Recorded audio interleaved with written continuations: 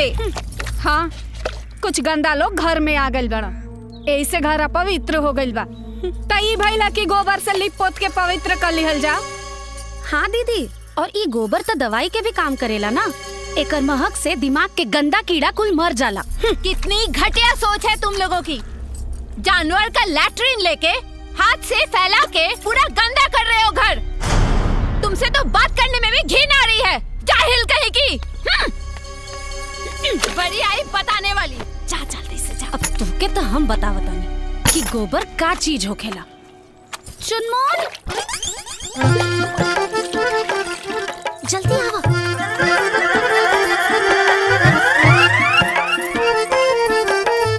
चलो चलो।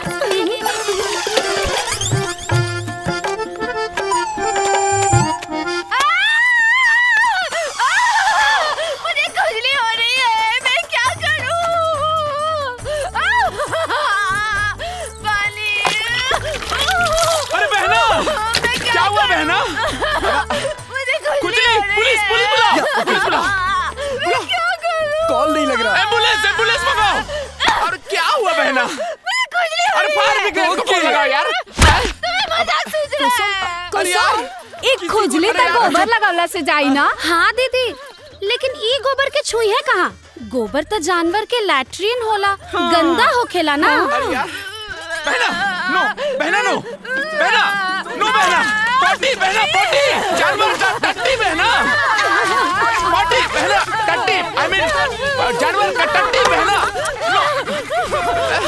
क्या करूं मैं बहना?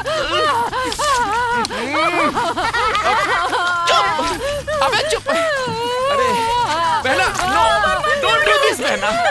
अरे अबे हट बे, अबे बहना, बहना ये रोक लो बहना। सब ठीक है बहना?